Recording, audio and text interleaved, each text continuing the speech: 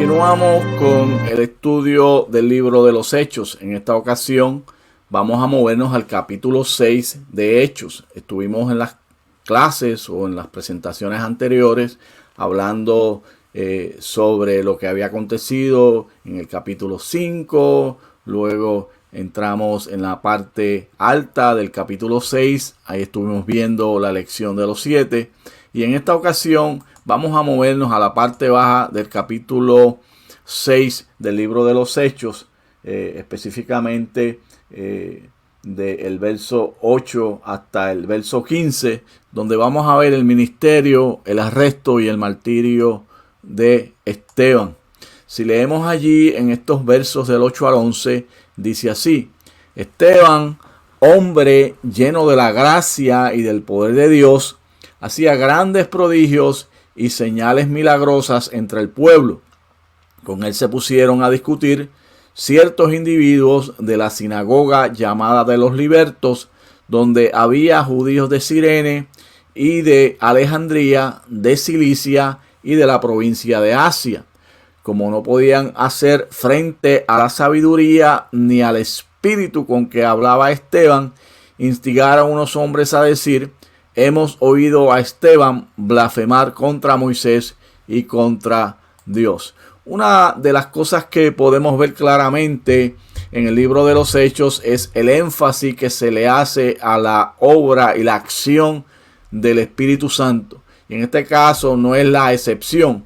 Esteban, quien ha sido electo para trabajar con las viudas de las griegas, las viudas griegas, ahora se dirige a trabajar en una sinagoga llamada de los libertos, donde había judíos también de habla griega, habían venido de Cirene, de Alejandría, de Cilicia.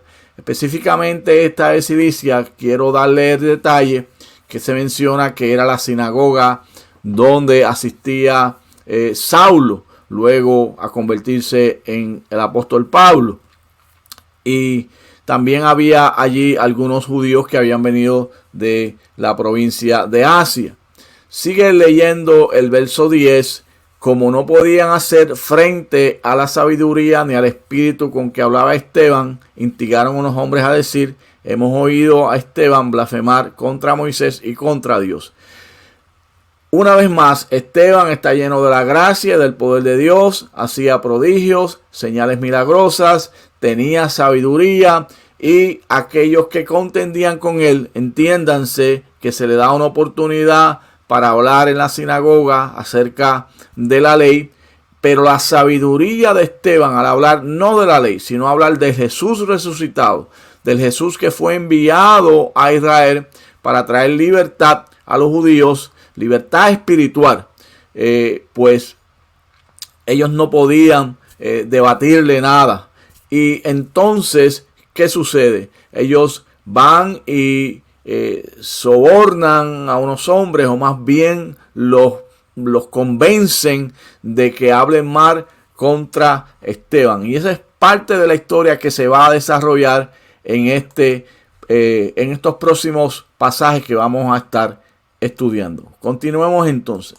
Vamos a ver entonces, como les mencionaba, que ellos van, entiéndase, los de esta sinagoga, agitan al pueblo, a los ancianos y a los maestros de la ley, se apoderan de Esteban y lo llevan ante el consejo. El consejo se refiere a una reunión del Sanedrín. Voy a leer estos versos que están contenidos en el capítulo 7,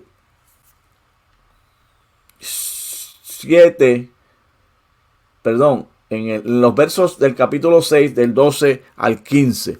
Agitaron al pueblo, a los ancianos y a los maestros de la ley. Se apoderaron de Esteban y lo llevaron ante el consejo. Presentaron testigos falsos que declararon: este hombre no deja de hablar contra este lugar santo y contra la ley. Le hemos oído decir que ese Jesús de Nazaret destruirá este lugar y cambiará las tradiciones que nos dejó Moisés. Todos los que estaban sentados en el consejo fijaron la mirada en Esteban y vieron que su rostro se parecía al de un ángel. Y estoy leyendo de la Nueva Versión Internacional. Una vez más, ellos van buscan testigos falsos que atestiguen contra Esteban de que él aparentemente había blasfemado contra Dios, que había hablado mal acerca de Moisés y que Jesús iba a destruir el templo y que iba a cambiar las tradiciones que había dejado Moisés. Y cuando el Sanedrín oye todo esto, vamos a ver más adelante que ellos desean tomar una acción contra Esteban y tiene un final muy triste, pero a la misma vez sirvió para que Dios fuera glorificado y como punta de lanza para la misión mundial. Pero hay un detalle muy interesante aquí, y es que todos los del consejo, todos los que estaban allí tratando de juzgar a Esteban, pusieron su mirada en él y vieron que su rostro se parecía al de un ángel. Está ya Dios preparándolo para la declaración que él va a hacer en su discurso poderoso y finalmente para dar su vida como mártir por causa del evangelio.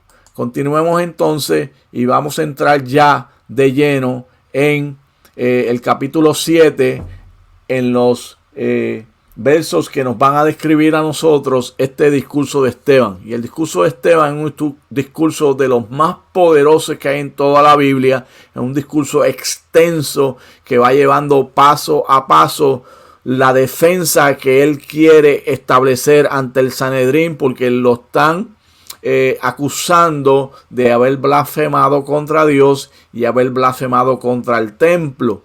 Y entonces Esteban, en los versos del 2 al 53, va a presentar este discurso que está dividido en 5 partes principales. La primera parte, que se encuentra en el capítulo 7, los versos del 2 al 8, habla sobre las promesas hechas a Abraham. Y vamos a ver que Dios le hace unas promesas a Abraham fuera de la tierra santa. Lo primero que establece Esteban en su defensa y en este discurso es que la promesa, cuando Dios llama a Abraham de Ur de los Caldeos para que salga, eventualmente para en Harán y después de la muerte de su padre llega hasta Canaán, no tiene nada que ver con la tierra santa, no tiene nada que ver con Israel. Estas promesas le fueron dadas a Abraham en Ur de los Caldeos. Y Israel deseaba restringir a Dios a la tierra de Israel, particularmente al templo. Ellos establecen o quieren establecer que sencillamente son privilegiados porque es el pueblo exclusivo de Dios. El Dios es solamente el Dios de Israel y que Dios está particularmente en el templo y no en otro lugar. Y eso es parte de lo que a través de esta primera parte del discurso Esteban está estableciendo. En la segunda parte del discurso, que nos habla de la liberación a través de José, los versos comprendidos del 27 al 34, vamos a ver que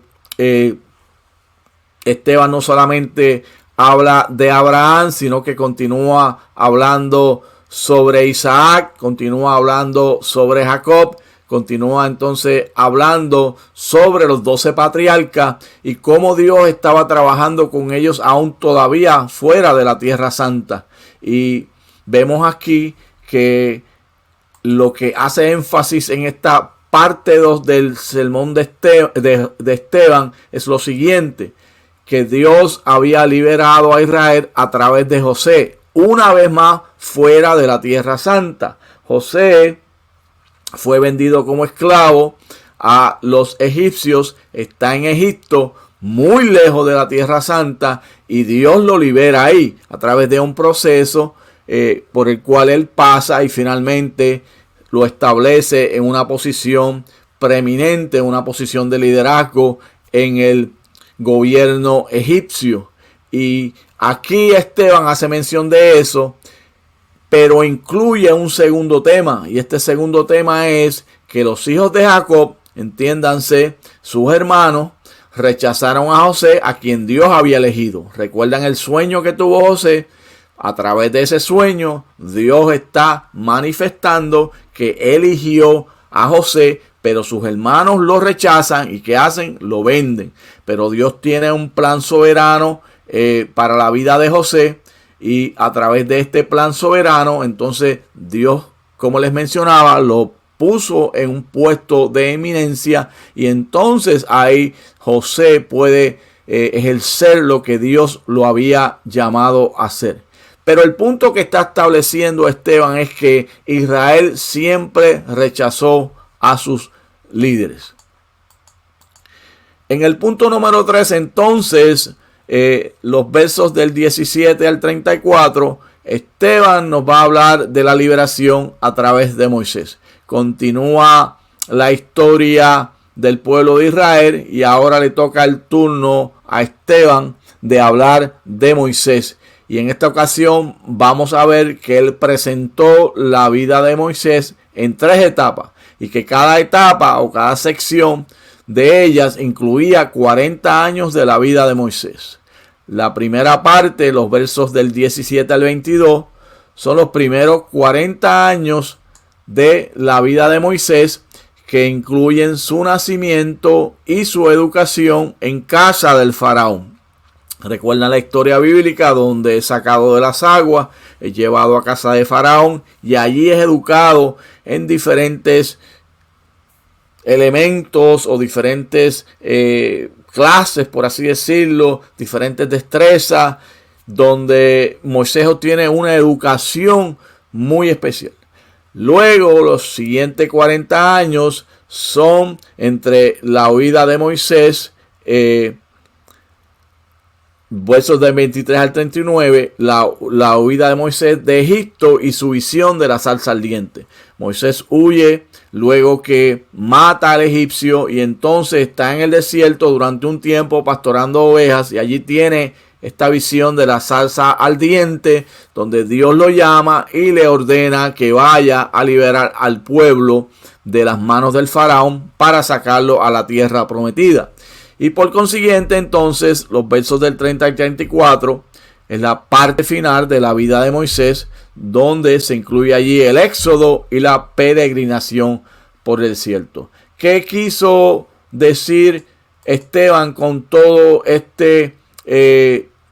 toda esta narración de la vida de Moisés? Sencillamente, Esteban está mencionando una vez más los mismos temas que mencionó anteriormente en las primeras 2 sesiones, cuando habla sobre Abraham y cuando habla sobre José. Número 1, Dios estaba con Israel fuera de la tierra prometida.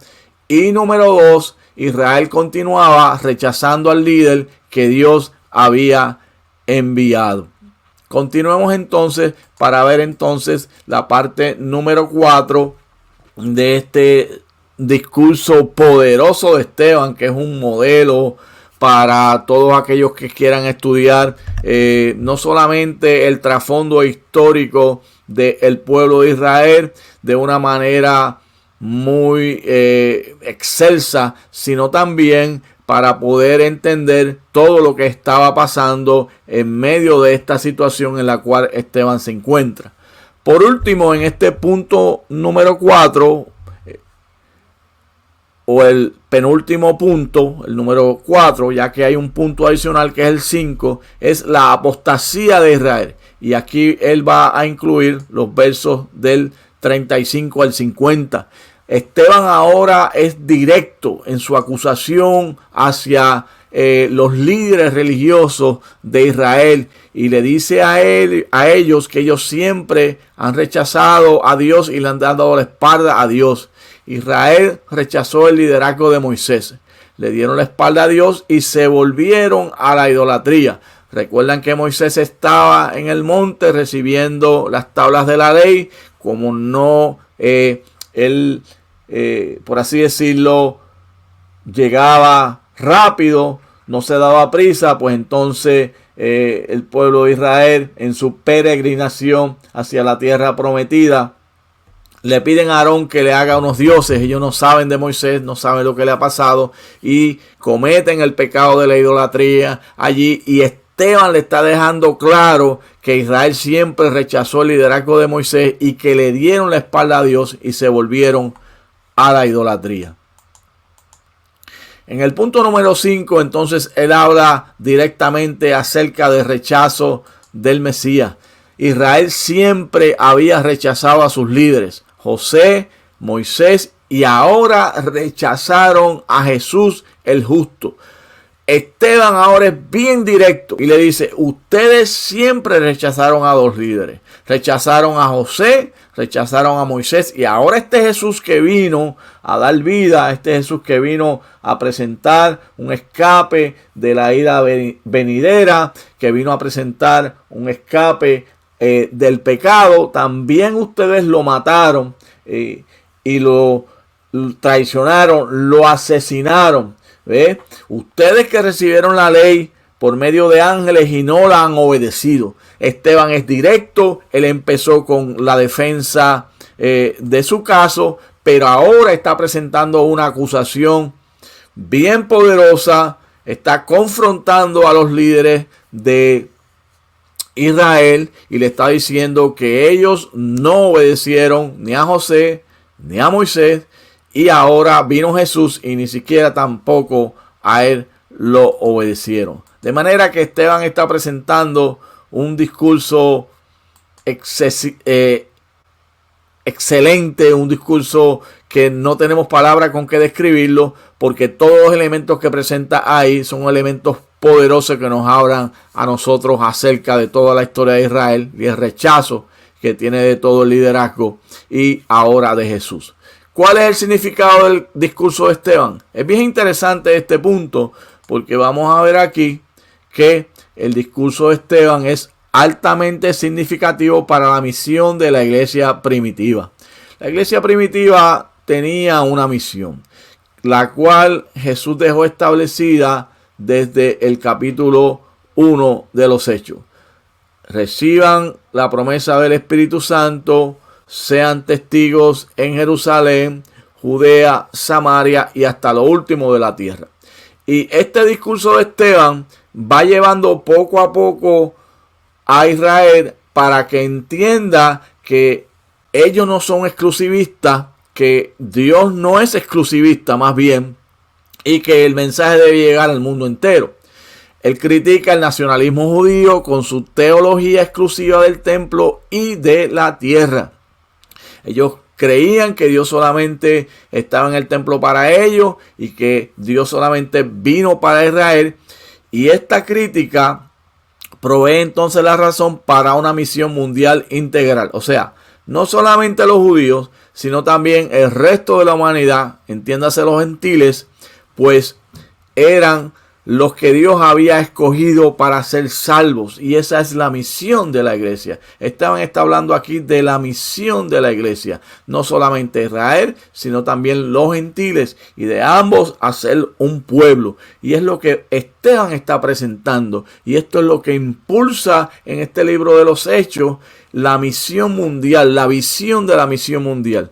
La iglesia se está expandiendo y creciendo en Israel, se está fortaleciendo, está trabajando con problemas internos que tiene, como el caso de las viudas griegas, está trabajando con la elección de Matías para reemplazar a Judas, pero está extendiéndose en Jerusalén y fortaleciéndose, pero a la misma vez se está extendiendo hacia todos los puntos limítrofes de Jerusalén y tiene persecución de los líderes religiosos. Y esta base que está estableciendo Esteban, vamos a ver que catapulta a la iglesia naciente, luego a Judea, a Samaria y finalmente, cuando se incluye al apóstol Pablo en el plan de Dios, hacia todos los gentiles. Y eso es lo que está presentando Esteban en gran medida en su sermón.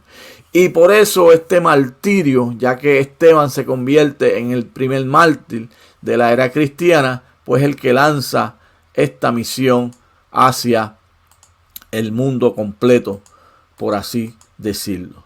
Finalmente vamos a ver que en la parte baja de los últimos versos, empezando en el verso 54, del capítulo 7 de los Hechos se da el martirio de Esteban, y lo vamos a completar hasta el verso 1a del capítulo 8, porque aquí se presenta un personaje muy importante para la historia que se presenta en este libro de los Hechos. Y como mencionáramos anteriormente, Esteban se convierte en el primer mártir cristiano. La palabra mártir, quise destacarla acá, viene del griego martus, de la cual entonces traducimos la palabra testigo. Y es bien interesante este concepto, porque se nos presenta aquí el elemento de que nosotros debemos ser testigos del Señor incluso hasta la muerte. Esto es algo que nosotros no contemplamos, especialmente la iglesia en el oeste, la iglesia que está en América. Yo estoy radicado en América, y aquí en América a veces pasamos por alto el hecho de que, número uno, como se estableció aquí en el capítulo 7 de los Hechos, el mártir, el martus, el testigo, tiene que estar dispuesto a dar su vida por el Señor.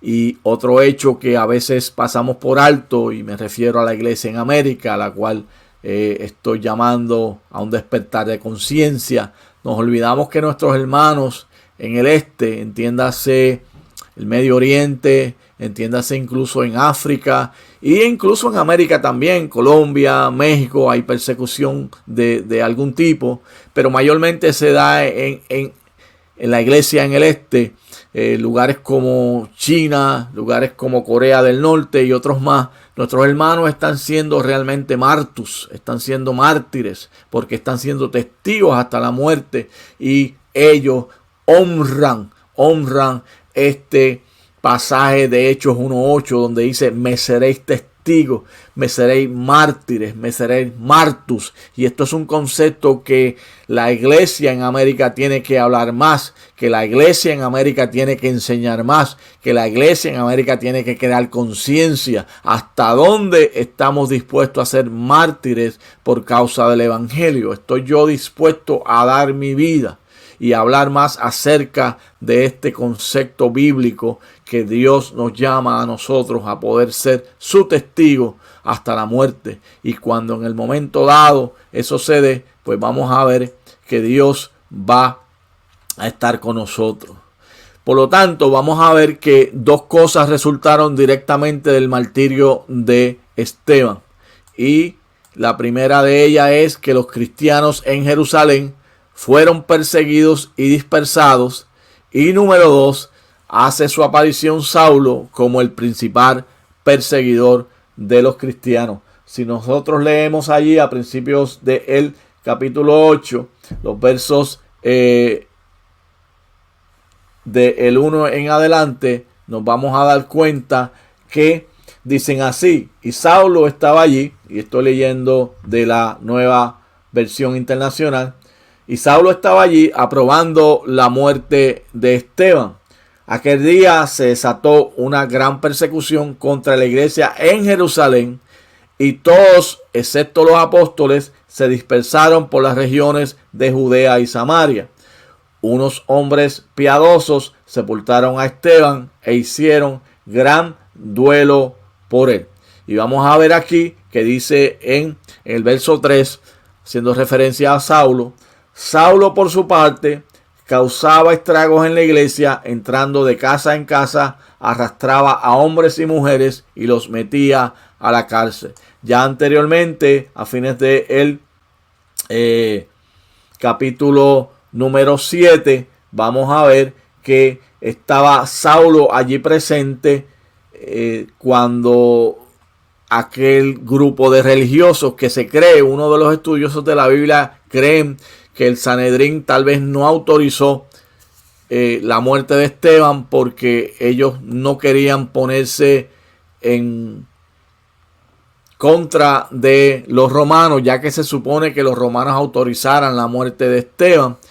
Pero independientemente de eso, nos dice al final del capítulo 7, que cuando ellos oyeron este mensaje de Esteban, entonces se airaron, lo tomaron y lo apedrearon. Y aquí hay al final del capítulo 7 unos versos que son muy poderosos y los quiero leer. Dice así: pero Esteban, lleno del Espíritu Santo, fijó la mirada en el cielo, vio la gloria de Dios y a Jesús de pie a la derecha de Dios. Veo el cielo abierto, exclamó, y al Hijo del Hombre de pie a la derecha de Dios. Y fíjense ustedes que esta expresión, veo al Hijo del Hombre, tiene unas connotaciones bien profundas, porque es la primera vez que se presenta esa expresión en el Nuevo Testamento desde el punto de vista de la iglesia de Hijo del Hombre.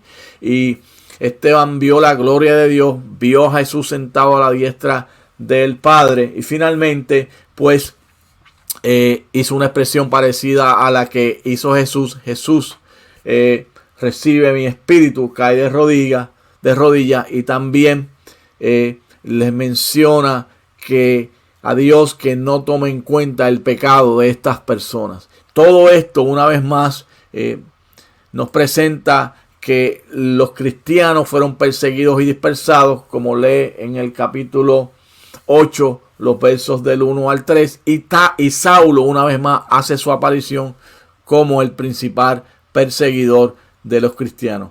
De manera que en todo esto, en este capítulo, en una presentación poderosa que solamente lo puede hacer el Espíritu de Dios a través de la vida de Esteban y a través de la presentación que él hace de toda la historia de Israel, deja establecido que Israel siempre rechazó sus líderes, pero que Dios ya tenía un trato con Israel fuera de la tierra prometida, y que el evangelio no solamente es para ellos que rechazaron a Jesús el justo, sino también para los gentiles.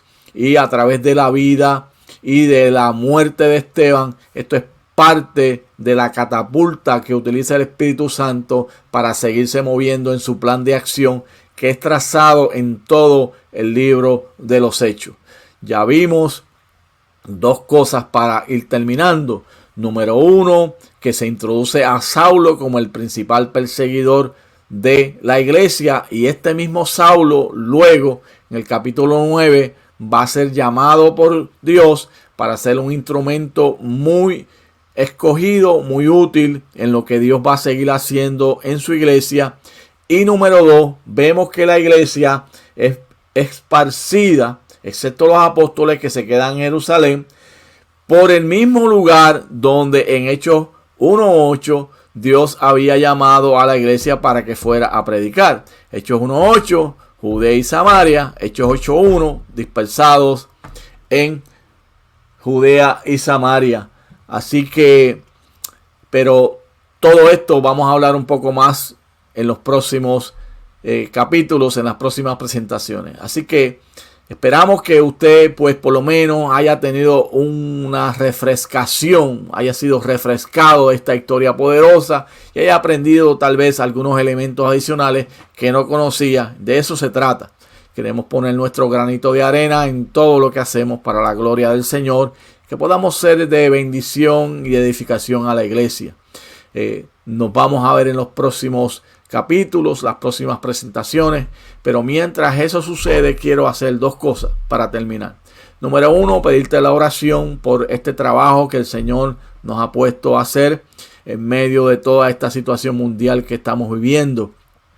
Te pedimos que sigas orando por nosotros, que te comuniques con nosotros, que nos dejes saber de dónde nos estás viendo. Nosotros, como les mencioné anteriormente, tenemos este proyecto, Las Buenas Noticias de Jesús. Nos dedicamos a orar por los pueblos no alcanzados, lugares donde no ha llegado el evangelio.